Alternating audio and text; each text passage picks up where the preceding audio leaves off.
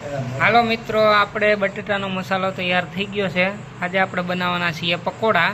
અને આપણે બટેટાનો મસાલો બટેટા બાફીને આપણે તૈયાર કરી લીધા છે। એટલે એ બટેટાનો મસાલો તો બધાને બનાવતા આવડતો જ હોય। એટલે હવે બટેટાનો મસાલો તૈયાર થઈ ગયો ને હવે આપણે બ્રેડ લીધી છે। ચેપોલોઈ બેકર્સની બ્રેડ છે અને બ્રેડ આપણી ખુલી ગઈ છે અને હવે આપણે પકોડા ભરવાના છીએ। તો ચાલુ કરી દઈએ પકોડા ભરવાનું। તો મિત્રો, હવે પકોડામાં ભરવામાં આપણે પકોડાનો સાચો સ્વાદ લેવો હોય તો આપણે પકોડાની બ્રેડ છે ને જે એ પકોડાની બ્રેડને આપણે બેય બાજુ ભરવાની છે। બેય પકોડા હોય, આ બીજું પકોડું છે તો આપણે આ બીજા પકોડાને પણ આવી જ રીતે ભરી લેવાનું છે। અને બેય પકોડાની બ્રેડ હોય એને બેય બાજુ ભરવાની છે, તો જ મિત્રો તમને પકોડા ખાવાનો આનંદ આવશે અને મજા આવશે। આવી રીતે પકોડાની બેય કોર બ્રેડને ભરી લેવાની અને પછી એને આવી રીતે પેક કરી લેવાની। એટલે આ પકોડું બનશે એ ખૂબ જ જોરદાર બનશે। બેય બાજુ બ્રેડ ભરવાની છે મિત્રો, એનાથી તમને ખૂબ જ સુંદર ટેસ્ટ આવશે અને મસાલોય સારો ખાવામાં આવશે।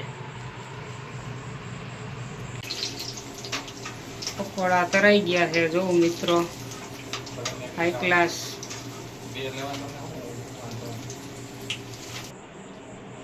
આ છે સૈનાનો લોટ મિત્રો, અને પકોડાનું કટિંગ આપણે થઈ ગયું છે ને હવે પકોડા આપણે તરવાના છે। તો હાલો ચાલુ કરીએ। સૈનાના લોટમાં આવી રીતે પલાળી લેવાના અને પલાળી આખી રીતે પલળી જાય એટલે આપણે તેલ આવી ગયું હોય એ તેલમાં પકોડું મૂકી દેવાનું। ધીરે ધીરે એક કરીને આપણે બધાય પકોડા એમાં જે પ્રમાણે તેલ છે એ પ્રમાણે બકડિયામાં નાખી દેવું।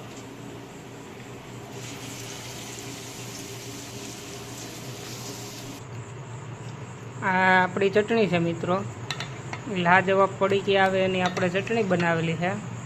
જોરદાર ચટણી બની છે અને તમે જોઈ લો, એક નંબર હાઈ ક્લાસ। અને આમાં મરચાંનું ને બધી ધાણાનું ને એવું થોડું ઘણું કટિંગ રાખ્યું છે।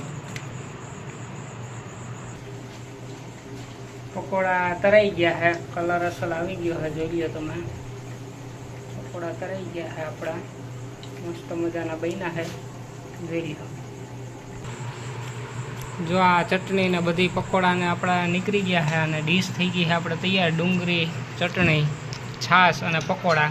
હવે આપણે પકોડાને જોઈએ, આપણે બે બાજુ પકોડું ભરેલું છે તો જોઈએ આપણે, જો આ ફૂલ મસાલેદાર પકોડું છે। પકોડા ખાવા હોય ને તો મિત્રો તમે બેય બાજુ બ્રેડ ભરશો ને તો તમને ખૂબ ખાવાની મજા આવશે। જોરદાર પકોડા બન્યા છે અને આ રેસીપી તમે એકવાર ટ્રાય કરજો। જો તમને ગમે તો તમે કમેન્ટમાં કહેજો, જરૂર અમને જણાવશો।